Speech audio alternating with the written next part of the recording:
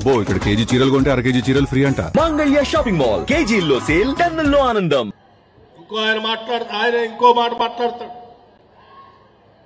Current అట cut అవుతుందట, transformer కాలిపోతా ఉన్నాయట. నోరుంది కదని ఏది పడితే అది మాట్లాడితే ఎట్లా? మీ ప్రభుత్వ హయాంలో మీరు ఇచ్చినటువంటి కరెంట్ ఎంత? మేము వచ్చిన తర్వాత పెరిగిన డిమాండ్ కూడా దృష్టిలో పెట్టుకుని 17,162 మెగావాట్, దాదాపు 2,000 మెగావాట్లు పైబడి ఈ రాష్ట్రంలో డిమాండ్ పెరిగితే కూడా ఒక్క దగ్గర కూడా కరెంటు కట్టు కాకుండా నిత్యం 24 గంటలు కరెంట్ ఇస్తూ చివరికి ఉచిత కరెంటు కూడా 200 యూనిట్లు పేదవాళ్ళకి ఇస్తూ ముందుకు పోతా ఉన్నాం. ఇది తప్ప? ముఖ్యమంత్రి గారట ఏది పడితే అది మాట్లాడతారు, వేషన్ల గురించి తెలియదని మాట్లాడుతారు.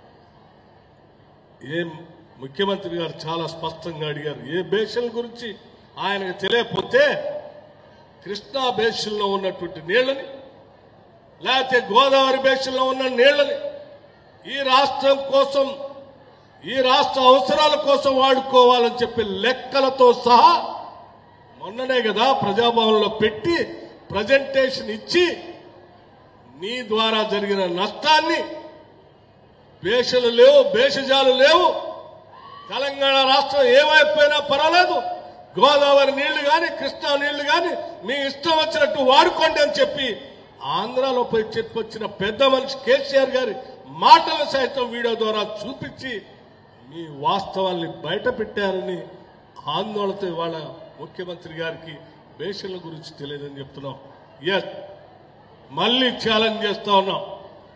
కృష్ణా నది బేషన్ గురించి కానీ, గోదావరి నది బేషన్ గురించి కానీ, లేకపోతే కృష్ణా నదిలో ఉన్న నీళ్ల గురించి కానీ, ప్రాజెక్టుల గురించి కానీ, గోదావరిలో ఉన్నటువంటి నీళ్ల గురించి కానీ, బేషన్ల గురించి కానీ స్వచ్ఛంగా స్పష్టంగా చర్చించడానికి, రాష్ట్ర ప్రజలకి వాస్తవాలు తెలియజెప్పడానికి ముఖ్యమంత్రి రేవంత్ రెడ్డి గారి నాయకత్వంలో కాంగ్రెస్ ప్రభుత్వం, ఇందిరమ్మ ప్రభుత్వం ఎప్పుడంటే అప్పుడు శాసనసభలో చూపించి చెప్పి చర్చించడానికి సిద్ధంగా ఉంది. ముఖ్యమంత్రి గారు చెప్పిన మాట నేను మరొకసారి చెప్తా ఉన్నా.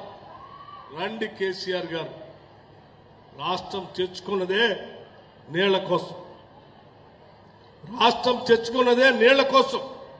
10 ఏళ్లు దాదాపు 1,500,000 నుంచి 2 లక్షల కోట్ల రూపాయలు ఖర్చు పెట్టారు.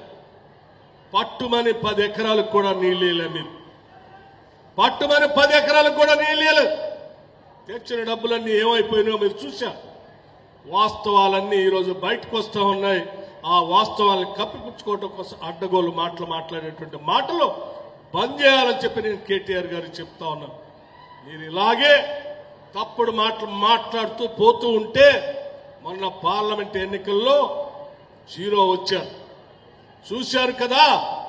భవిష్యత్తులో స్థానిక సంస్థల ఎన్నికల్లో కానీ, లేకపోతే భవిష్యత్తులో జరిగేటువంటి శాసనసభ ఎన్నికల్లో కానీ కనీసం డిపాజిట్ కూడా రాదు మీకు.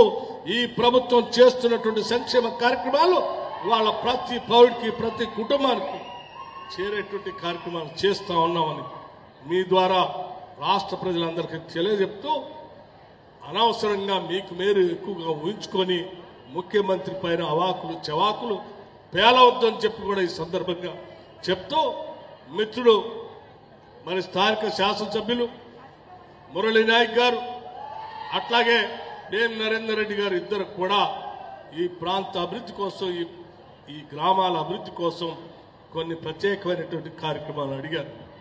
అందులో భాగంగా మున్సిపాలిటీకి సంబంధించి, మహబూబాబాద్ మున్సిపాలిటీకి సంబంధించి 1,00,000 మంది జనాభా, 1,25,000 మంది జనాభా ఉన్నటువంటి ఈ మున్సిపాలిటీలో ఉన్నటువంటి సమస్య పైన వేలాడుతున్నటువంటి కరెంటు లైన్లు, మిగతా గ్రామాల్లో వేలాడుతున్నటువంటి కరెంటు లైన్లు, అదనంగా కావాల్సిన పోల్స్ గురించి అడిగారు. స్పష్టంగా చెప్పమన్నారు.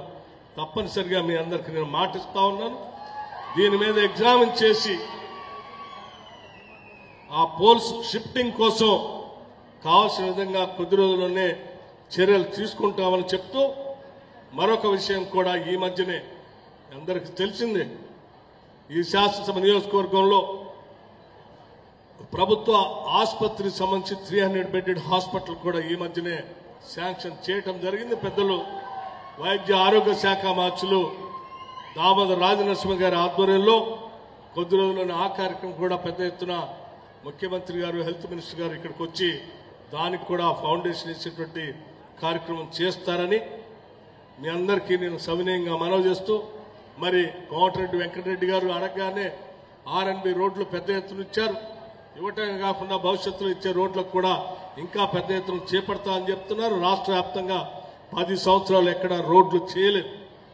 రోడ్లన్నీ అధ్వానంగా తయారైతే ప్రత్యేక చర్య తీసుకొని ఈరోజు ఒక యాక్షన్ ప్లాన్ రాష్ట్ర వ్యాప్తంగా ఉన్నటువంటి ఆర్ఎన్బి రోడ్లన్నింటినీ కూడా పూర్తి చేయాలనేటువంటి లక్ష్యంతో కోమటిరెడ్డి వెంకటరెడ్డి గారు ముందుకు వెళ్తా ఉన్నారు.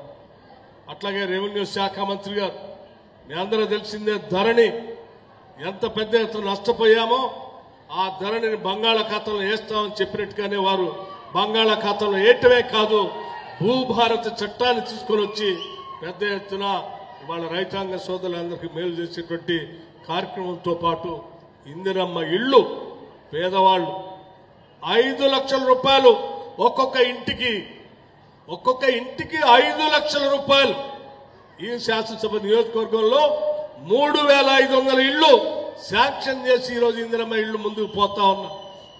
ఇది రెవెన్యూ గృహ శాఖ మంత్రులు వారు పెద్ద ఎత్తున రాష్ట్ర వ్యాప్తంగా చేస్తా ఉన్నారు. అట్లాగే తుమ్మల నాగేశ్వరరావు గారు నిత్యం వ్యవసాయం గురించి, రైతుల గురించి, లేకపోతే పండించిన పంట గురించి, దానికి కావాల్సిన ఖర్చుల గురించి ఆలోచన చేస్తూ పెద్ద ఎత్తున ఈరోజు రైతు రుణమాఫీ కానీ, రైతు భరోసా కానీ కార్యక్రమం చేపట్టారు. బయారం పెద్ద చెరువుకి గోదావరి నీళ్లు తేవాలని, తులారం ప్రాజెక్టు అభివృద్ధి చేయాలని, దీనికి సంబంధించిన కార్యక్రమాలు చేపట్టాలని, అట్లాగే బిఎన్ గుప్తా సంబంధించినటువంటి ప్రాజెక్ట్ కావాలని, జేఎన్టీకి సంబంధించినటువంటి స్టాఫ్ కూడా పెద్ద ఎత్తున శాంక్షన్ చేయాలని చెప్పి వారితో పాటు స్థానిక పార్లమెంట్ సభ్యులు బలరాం నాయక్ గారు కూడా దృష్టికి తీసుకొని వస్తున్నారు. తప్పనిసరిగా వీటన్నిటిని కూడా పరిశీలన చేయటమే కాదు, శాంక్షన్ చేసి కూడా ఈ నియోజకవర్గ అభివృద్ధి కోసం ఇందిరమ్మ ప్రభుత్వం కట్టుబడి ఉంటుందని చెప్పి మీ అందరికీ నేను సవినయంగా మనవి చేస్తూ ఒక్క విషయం మాత్రం చాలా స్పష్టంగా చెప్పదలుచుకున్నాను. రేపు జరగబోయేటువంటి స్థానిక సంస్థల ఎన్నికల్లో ప్రతి ఇంటికి వస్తున్నటువంటి సన్నబియ్యాన్ని దృష్టిలో పెట్టుకొని, కరెంటును దృష్టిలో పెట్టుకొని, రుణమాఫీని దృష్టి పెట్టుకొని, రైతు భరోసాను దృష్టి పెట్టుకొని, ఉచిత కరెంటును దృష్టిలో పెట్టుకొని, పిల్లల రెసిడెన్షియల్ పాఠశాలను దృష్టిలో పెట్టుకొని, అన్ని సంక్షేమ కార్యక్రమాలు, మహిళలకు సంబంధించిన వడ్డీ లేని రుణాలను దృష్టిలో పెట్టుకొని వీటన్నిటిని ప్రతి ఇంటికి చేర్చే క్రమంలో భాగంగా ప్రతి గ్రామంలో ఉన్నటువంటి ప్రతి నాయకుడు ఇంటింటికి వెళ్లి చెప్పి స్థానిక సంస్థల ఎన్నికల్లో మన ప్రభుత్వాన్ని అత్యధిక మెజార్టీతో గెలిపించుకొని ఇంకా అభివృద్ధి కార్యక్రమాలన్నీ చేసుకుందామని చెప్పి మీ అందరికీ నేను సవినయంగా మనవి చేస్తూ సెలవు తీసుకుంటాను. జై హింద్. ధన్యవాదాలు సార్. ఒకసారి గట్టిగా చప్పటతో మనం డిప్యూటీ సీఎం గారికి హర్షం వ్యక్తం చేద్దాం. ఒకసారి గట్టిగా చప్పటతోటి మనకి అభినందనలు తెలియజేద్దాం. మరి కొండా సురేఖ గారు, సీతక్క గారు ఇద్దరు మహాలక్ష్ముల పైన వేదిక మీద ఉన్నారు. వేరే దేవాలయాలు, అటవీ శాఖకు సంబంధించి అన్ని శాసనసభ నియోజకవర్గానికి కావాల్సినవి ఇచ్చారు. వారేమో వడ్డీ లేని రుణాలని, పంచాయతీరాజ్ సంబంధించినటువంటి మంచినీటి వసతిని కానీ, పిఆర్ రోడ్లు కానీ, పెద్ద ఎత్తున రాష్ట్ర వ్యాప్తంగా పెండింగ్ ఉన్నటువంటి రోడ్లన్నింటినీ తీసుకొని ముందుకు పోతా ఉన్నారు శాంక్షన్ చేసి.